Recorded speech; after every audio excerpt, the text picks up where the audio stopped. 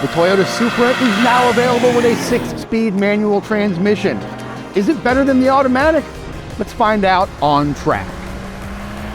We haven't had a Supra on our official test track here at the Florida International Rally and Motorsports Park since 2020.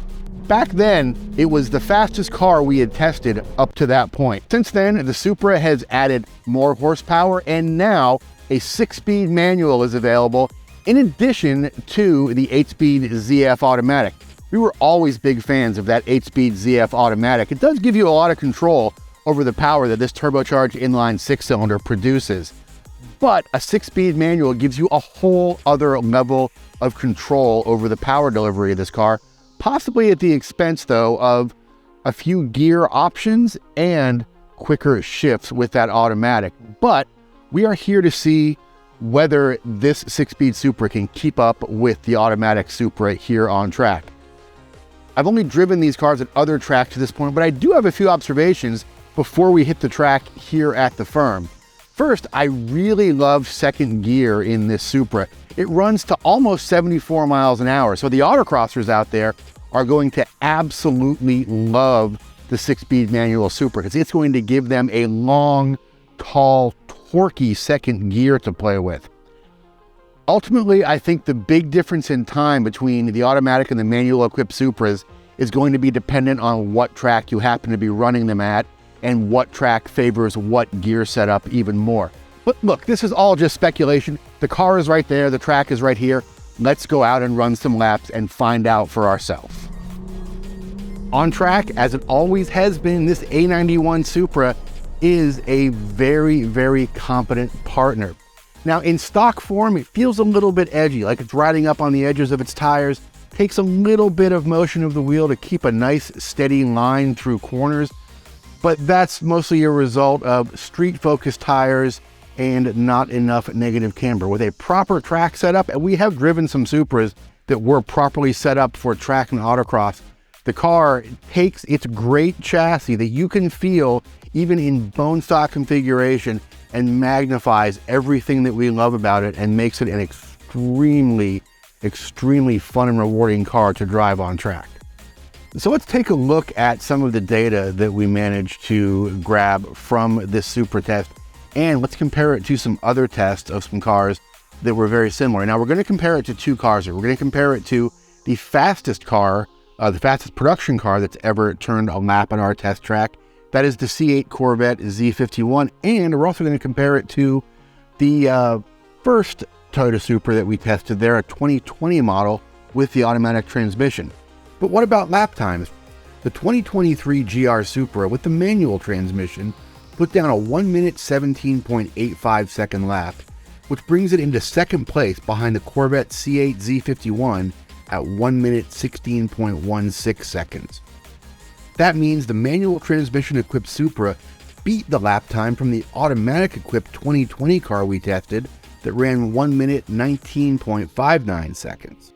Now, there's a lot of asterisks attached to comparing this 2023 Supra manual to a 2020 Supra automatic, and the first one is that 2020 Supra was lower rated horsepower, 345 horsepower rated for that Supra, 382 horsepower rated for the current Supra. Now, both those numbers come with asterisks, as well as this generation of Supra routinely exceeds its rated horsepower at the wheels during wheel dyno tests by as much as 10 to even 15 horsepower for both the earlier models and the current models. Earlier models routinely exceed 355 to 360 horse, and these current 382 horsepower models routinely see 390, even close to 400 horsepower at the wheels. So both of them very underrated, but also there's a little bit of an apples to oranges comparison, so keep that in mind.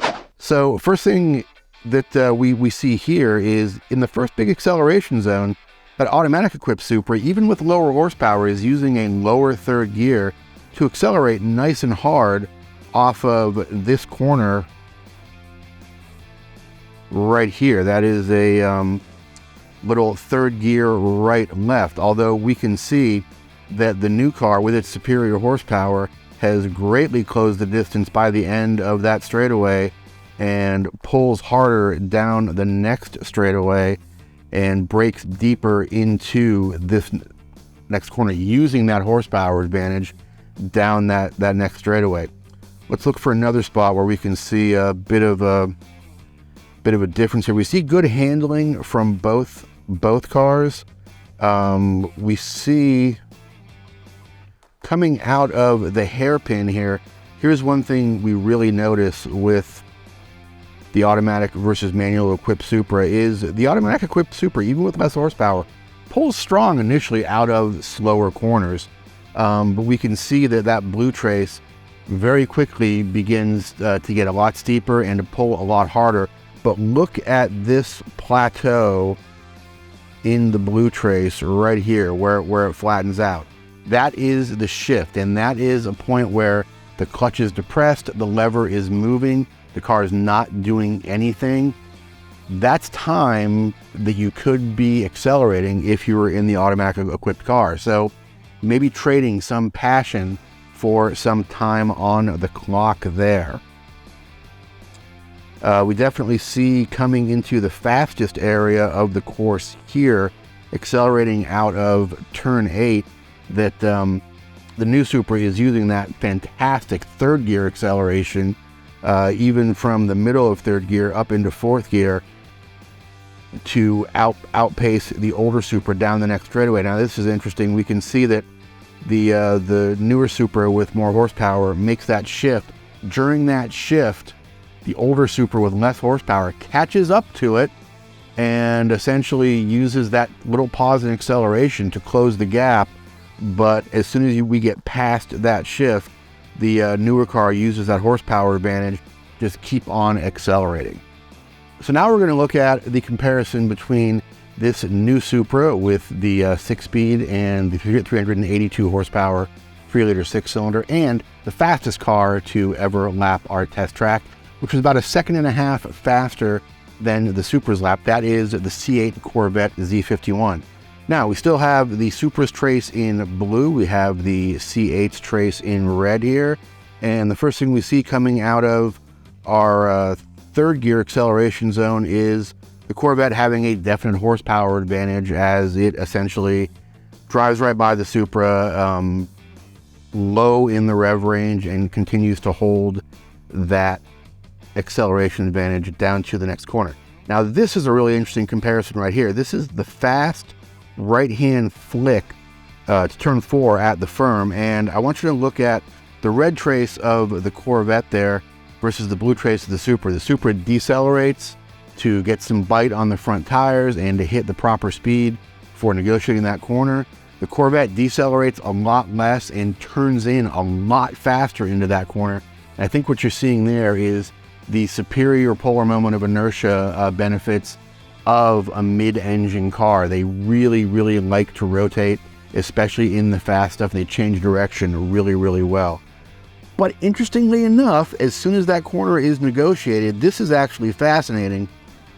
In the top end of third gear, accelerating down to turn 5 at the firm, the acceleration curves of the 500 plus horsepower Corvette and the under 400 horsepower Supra are absolutely identical.